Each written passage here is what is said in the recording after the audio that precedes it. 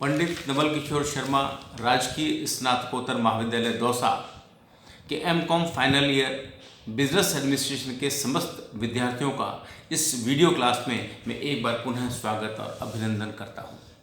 विद्यार्थियों, अपन ने पिछली क्लास में कुछ दिनों पूर्व, क्योंकि बीच में एग्जामिनेशंस आ गए थे और मैं वीडियो तैयार नहीं कर पाया था क्योंकि एग्जामिनेशंस के कारण में अति व्यस्त था, इसलिए थोड़ा सा गैप आ गया था। अब मैंने वीडियो बनाना प्रारंभ कर दिया है और इस वीडियो के माध्यम से आज मैं आपको संयुक्त क्षेत्र के लाभों के बारे में बताना जा रहा हूं, क्योंकि पिछले वीडियो में या पिछली वीडियो क्लास में अपने संयुक्त क्षेत्र के बारे में चर्चा की थी कि ज्वाइंट सेक्टर क्या होता है। क्योंकि काफ़ी समय बीत चुका है तो एक बार मैं आपको पुनः स्मरण करा दूं कि संयुक्त क्षेत्र क्या होता है। उसके पश्चात अपन संयुक्त क्षेत्र के लाभों की चर्चा प्रारंभ करेंगे। तो एक बार मैं पुनः आपको बता दूं कि संयुक्त क्षेत्र क्या होता है। जैसा कि नाम से ही स्पष्ट है, इसमें निजी और सार्वजनिक दोनों क्षेत्रों की भागीदारी होती है।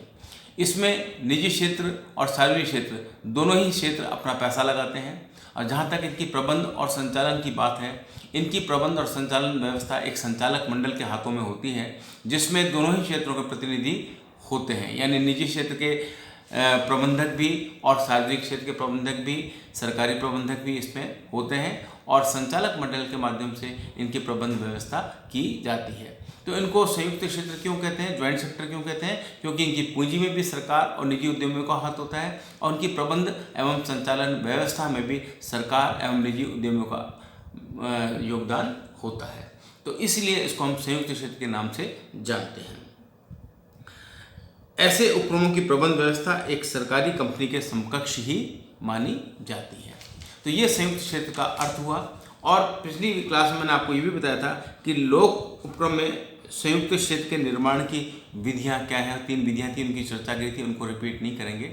अब मैं सीधे आपको संयुक्त क्षेत्र के उपक्रम जो हैं उनके क्या लाभ होते हैं, उनसे क्या फायदे हैं, उनका क्या महत्व है, उस पर चर्चा करता हूँ। तो संयुक्त क्षेत्र के बहुत से लाभ हैं। उन लाभों में पहला लाभ है संसाधनों की पर्याप्तता। कि संयुक्त क्षेत्र का सबसे बड़ा फायदा क्या है कि संयुक्त क्षेत्र में संसाधन पर्याप्त मात्रा में है।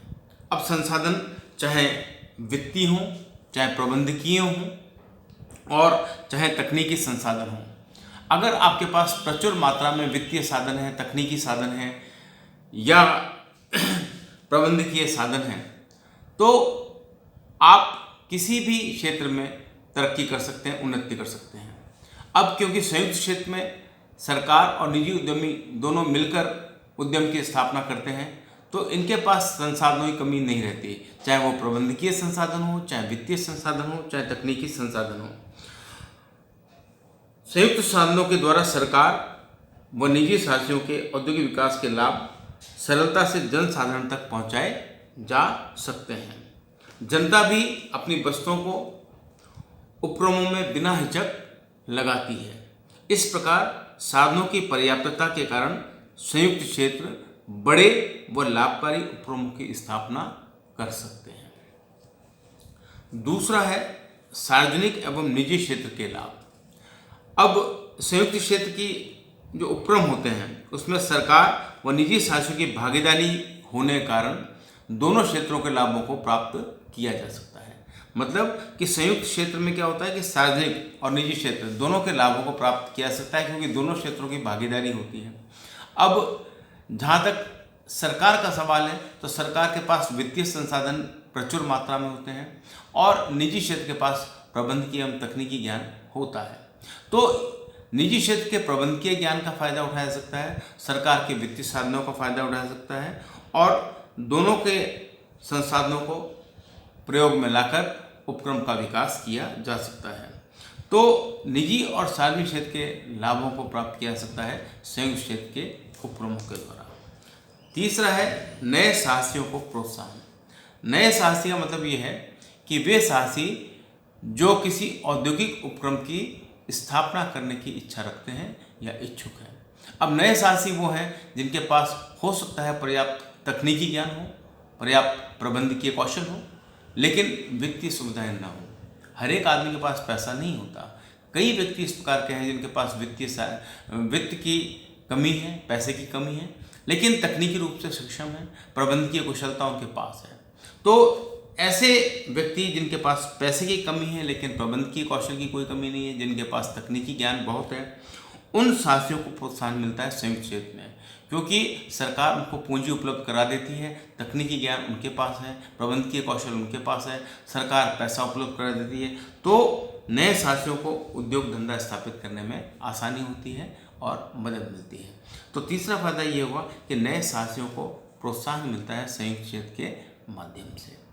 चौथा है राष्ट्रीयकरण के लाभ। राष्ट्रीयकरण या नेशनलाइजेशन ये भी एक निजी क्षेत्रों के लिए समस्या मानी जाती है, क्योंकि सरकार के नियमों में ये देखा है कि सरकार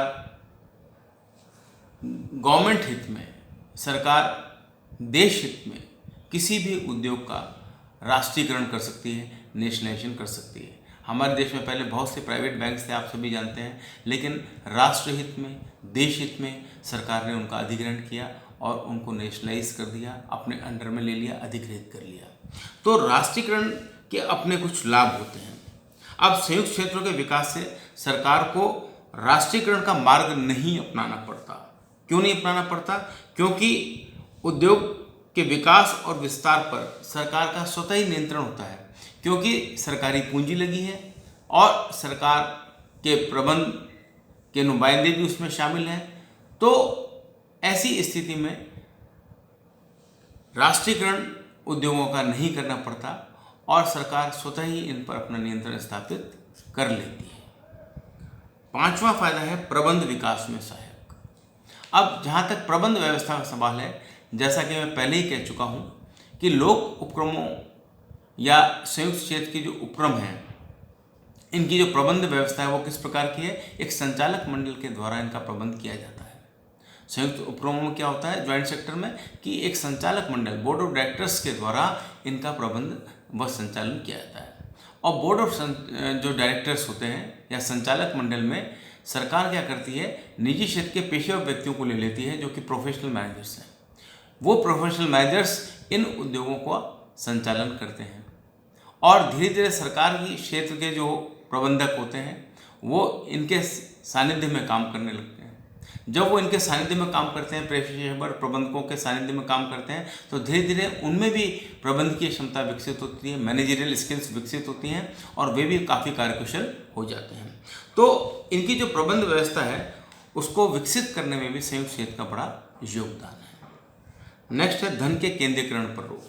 अब जहाँ तक धन के केंद्रीकरण की सवाल है, धन का केंद्रीकरण चाहे सरकार के पास हो और चाहे निजी क्षेत्र के पास हो, वो किसी भी स्थिति में किसी भी समाज और देश के लिए ठीक नहीं है।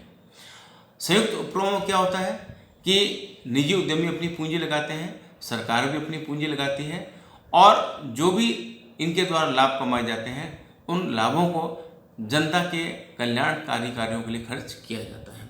तो धन के केंद्रीकरण पर रोक लगती है।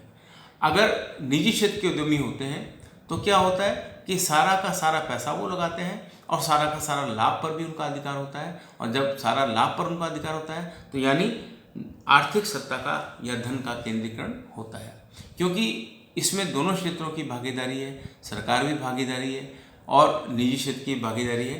तो धन का या आर्थिक सत्ता का केंद्रीकरण होने की गुंजाइश कम हो जाती है। नेक्स्ट है विदेशी सहयोग के लाभ। अब जहाँ तक विदेशी या फॉरेन कॉपरेशन की बात है, विदेशी सहयोग की बात है, विदेशी सहयोग को अगर प्राप्त करना है तो उसके लिए आपकी गुडविल का होना बहुत आवश्यक है। अब निजी क्षेत्र में गुडविल आमतौर पर उतनी नहीं बन पाती क्योंकि निजी क्षेत्र के संसाधन सीमित हैं। संसाधन सीमित होने के कारण वे उद्योग जो बहुत लार्ज स्केल पर, बड़े पैमाने पर उत्पादन और वितरण का कार्य करने के लिए बने हैं या जिनमें संलग्न हैं, वो तो अपनी गुडविल बना लेते हैं, लेकिन जो छोटे मोटे उद्योग धंधे हैं उनकी कोई गुडविल नहीं बन पाती। लिहाजा उन्हें विदेशी सहयोग चाहे पूंजी के रूप में, चाहे तकनीकी संसाधनों के रूप में, चाहे प्रबंधकीय संसाधनों के रूप में प्राप्त नहीं हो पाता। लेकिन आप देखेंगे कि जो संयुक्त क्षेत्र के उपक्रम है, क्योंकि इसमें सरकार इन्वॉल्व है, इसमें सरकार की दखलंदाजी है, इसलिए सरकार के इन्वॉल्वमेंट के कारण से इनकी ख्याति बहुत ज़्यादा होती है और इनकी ख्याति होती है तो इनको विदेशी सहयोग पूंजी और तकनीक ज्ञान के रूप में आसानी से प्राप्त हो जाता है। तो जहाँ तक विदेशी सहयोग की बात है, चाहे विदेशी पूंजी प्राप्ति की बात हो, चाहे विदेशी प्रबंधकीय योग्यता प्राप्त करने की बात हो, चाहे विदेशी तकनीकी ज्ञान की कोई बात हो, वो संयुक्त क्षेत्र में आसानी से उपलब्ध हो जाता है, क्योंकि सरकार के संसाधन भी ज़्यादा हैं और सरकार की अपनी गुडविल होती है, जिसके कारण से संयुक्त क्षेत्र के उपक्रमों को विदेशी सहयोग प्राप्त आसानी से हो जाता है। इसके बाद एक फ़ायदा और है, और वह है उद्योगों पर सामाजिक नियंत्रण। उद्योगों पर सामाजिक नियंत्रण का मतलब यह है कि संयुक्त क्षेत्र उपक्रमों का विकास करके सरकार अपनी आर्थिक नीतियों का क्रियान्वयन करते हुए सामाजिक हितों में वृद्धि करती है। मतलब सरकार क्या करती है कि संयुक्त क्षेत्र के उपक्रमों का विकास करके अपनी आर्थिक नीतियों को क्रियान्वित करती है। जो भी उनकी अपनी इकोनॉमिक पॉलिसीज़ हैं संयुक्त उपक्रम में उनको क्रियान्वित करती है और सामाजिक हितों में वृद्धि करती है। उपक्रमों की नीति एवं कार्यप्रणाली को सरकार अपने प्रभुत्व के कारण सामाजिक हित में निर्धारित कर सकती है तथा अपने प्रबंधकीय निर्णयों में जनहित व सामाजिक कल्याण को ध्यान रख सकती है। इस प्रकार उद्योग पर स्वतः ही सामाजिक नियंत्रण स्थापित हो जाता है। एक अन्य फायदा संयुक्त क्षेत्र का यह है कि इससे एकाधिकारी प्रवृत्ति पर रोक लगती है, मोनोपोली पर कंट्रोल किया जा सकता है। मोनोपोली या एकाधिकार हम जानते हैं कि किसी भी देश में, किसी भी समाज में मोनोपोली को अच्छा नहीं माना जाता, एकाधिकारी प्रवृत्ति अच्छी नहीं मानी जाती, क्योंकि एकाधिकार के अपने बहुत से दोष हैं और जहाँ भी एकाधिकार होता है वहाँ समाज का आमतौर पर शोषण देखने को मिलता है। तो निजी क्षेत्र और सार्वजनिक क्षेत्र की क्योंकि ये संयुक्त भागीदारी है, इसलिए क्या होता है कि एकाधिकारी प्रवृत्ति पर यहाँ पर रोक लग जाती है। संयुक्त क्षेत्र के उपक्रमों में एकाधिकारी प्रवृत्ति समाप्त होती है, क्योंकि संयुक्त सार्वजनिक एवं निजी क्षेत्र के हितों में सामंजस्य उत्पन्न करता है तथा परस्पर सहयोग को बढ़ावा देता है। संयुक्त क्षेत्र एकाधिकार के दोषों पर नियंत्रण लगाता है तथा उपभोक्ताओं की सेवा पर बल देता है। तो यहाँ पर उपभोक्ताओं की सेवा पर बल दिया जाता है और उपभोक्ताओं के साथ छल नहीं किया जाता, जैसा कि एकाधिकार में आमतौर पर देखने को प्राप्त होता है।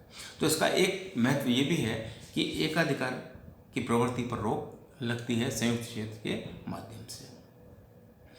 एक फायदा संयुक्त क्षेत्र का और है, और वो ये है कि प्राथमिक उद्योगों का विकास किया जा सकता है।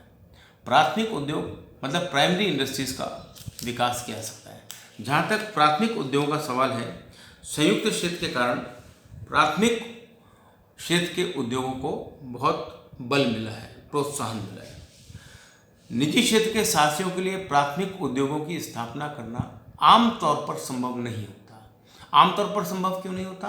क्योंकि प्राथमिक उद्योगों की स्थापना करने के लिए बहुत से पैसे की आवश्यकता होती है, बहुत भारी विनियोग की आवश्यकता होती है, जो कि आमतौर पर निजी उद्योगपति नहीं कर पाते। तो जब निजी उद्योगपति इतना भारी विनियोग नहीं कर पाते हैं तो प्राथमिक उद्योगों की स्थापना करना कठिन हो जाता है। इसीलिए अगर प्राथमिक उद्योगों को विकसित करना है तो संयुक्त क्षेत्रों की स्थापना करनी पड़ेगी, क्योंकि संयुक्त क्षेत्र के माध्यम से सरकार वित्तीय संसाधन आसानी से उपलब्ध करवा देती है। एक अन्य फायदा संयुक्त क्षेत्र का यह है कि व्यावसायिक बुराइयों पर स्वनियंत्रण लग जाता है। मतलब निजी क्षेत्र के बारे में आमतौर पर यह चर्चा की जाती है कि निजी क्षेत्र के बहुत से दोष हैं।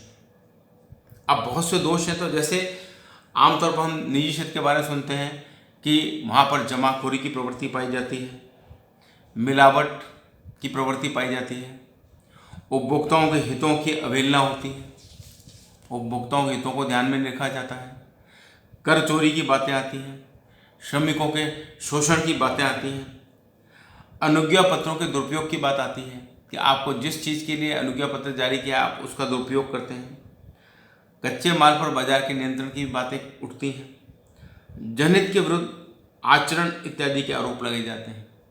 ये सब चीज़ें जो हैं निजी क्षेत्र के ऊपर आरोप हैं एक तरीके से, लेकिन संयुक्त क्षेत्र की स्थापना के पश्चात ये आरोप स्वतः ही दूर हो जाते हैं, क्योंकि निजी क्षेत्र को सरकार के नियंत्रण और संरक्षण में कार्य करना होता है।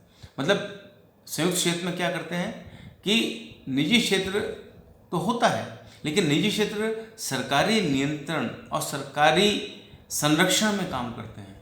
तो जो भी निजी क्षेत्र की अपनी व्यक्तिगत समस्याएं हैं वो यहाँ उत्पन्न नहीं हो पाती, चाहे वो मिलावट की हो, चाहे वो जमाखोरी की हो, चाहे वो उपभोक्ताओं के शोषण की हो, चाहे कर चोरी की हो, चाहे किसी अन्य प्रकार की समस्या हो, वो समस्याएं यहाँ पैदा नहीं होती, क्योंकि निजी क्षेत्र यहाँ पर सरकारी नियंत्रण और संरक्षण में काम करते हैं। इसी प्रकार एक अन्य फायदा और है संयुक्त क्षेत्र का, और वो है संतुलित आर्थिक विकास का। संतुलित आर्थिक विकास किसी भी देश की आवश्यकता है। कोई भी देश तरक्की कब करेगा? जब देश का आर्थिक विकास संतुलित होगा। संतुलित आर्थिक विकास का तात्पर्य ये है कि देश के कोने कोने तक आर्थिक विकास हो। अगर किसी देश के एक पर्टिकुलर हिस्से में आर्थिक विकास तेजी से हो रहा है लेकिन दूसरे हिस्से में नहीं हो रहा, तो वो संतुलित आर्थिक विकास नहीं कहा जाएगा। अब सरकार चूंकि स्वयं उद्यमी के रूप में उतरती है निजी क्षेत्र के साथ, तो वो ऐसे औद्योगिक क्षेत्रों में उद्योग की स्थापना करती है जो कि पिछड़े हुए क्षेत्र हैं, जहाँ पर कोई उद्योगों की स्थापना नहीं करना चाहता है, तो सरकार ऐसे क्षेत्रों में जाकर उद्योग धंधों की स्थापना करती है, जिससे देश के सभी क्षेत्रों का सर्वांगीण विकास संभव हो सके। तो देश के संतुलित आर्थिक विकास के लिए भी हम कह सकते हैं कि संयुक्त क्षेत्र की स्थापना की जाती है। और लास्ट है योजनाओं की सफलता में सहायक। योजनाओं की सफलता में सहायक का मतलब ये है कि संयुक्त क्षेत्र हमारी जो पंचवर्षीय योजनाएं हैं, उन पंचवर्षीय योजनाओं की सफलता में एक बहुत बड़ा योगदान देते हैं, क्योंकि उन उपक्रमों की स्थापना योजना के आर्थिक एवं सामाजिक लक्ष्यों को ध्यान में रखकर की जाती है। मतलब संयुक्त क्षेत्र के जो उद्योग धंधे हैं उनकी स्थापना किस आधार पर की जाती है? आर्थिक और सामाजिक लक्ष्यों को ध्यान में रखकर की जाती है कि देश के आर्थिक और सामाजिक लक्ष्य क्या हैं, और उन आर्थिक और सामाजिक लक्ष्यों को ध्यान में रखकर ही सरकार उद्योग धंधों की स्थापना करती है। तो हम कह सकते हैं कि जो सरकारी योजना है या जो सरकार की पंचवर्षीय योजनाएं 5 ईयर प्लान्स हैं, उनकी सफलता में भी संयुक्त क्षेत्र का बहुत बड़ा हाथ है, क्योंकि संयुक्त क्षेत्र के माध्यम से सरकार उन्हीं उद्योग धंधों की स्थापना पर विचार करती है जो कि आर्थिक दृष्टिकोण से या सामाजिक दृष्टिकोण से समाज के हित में होते हैं। तो ये विद्यार्थियों कुछ महत्व के बिंदु थे जिसकी अपन ने आज वीडियो क्लास के माध्यम से चर्चा की है कि संयुक्त क्षेत्र के क्या प्रमुख लाभ हैं या संयुक्त क्षेत्र का क्या महत्व होता है। जैसा कि मैंने आपको बताया कि पिछली क्लास में मैंने आपको संयुक्त क्षेत्र के अर्थ के बारे में चर्चा की थी और संयुक्त क्षेत्र के निर्माण के बारे में बताया था कि संयुक्त क्षेत्र के उद्यमों को कैसे स्थापित किया जा सकता है, इनका निर्माण कैसे किया जा सकता है। आज अपन ने इस वीडियो क्लास के माध्यम से संयुक्त क्षेत्र के लाभों की चर्चा की है कि संयुक्त क्षेत्र के लाभ क्या होते हैं, इनके महत्व क्या होते हैं। उम्मीद करता हूँ कि आपको लाभ समझ में आ गए होंगे। अब अगली क्लास में अपन संयुक्त क्षेत्र के दोषों की या इनमें क्या हानियाँ होती हैं उनकी चर्चा करेंगे। इस वीडियो को मैं यहीं समाप्त करता हूँ। धन्यवाद।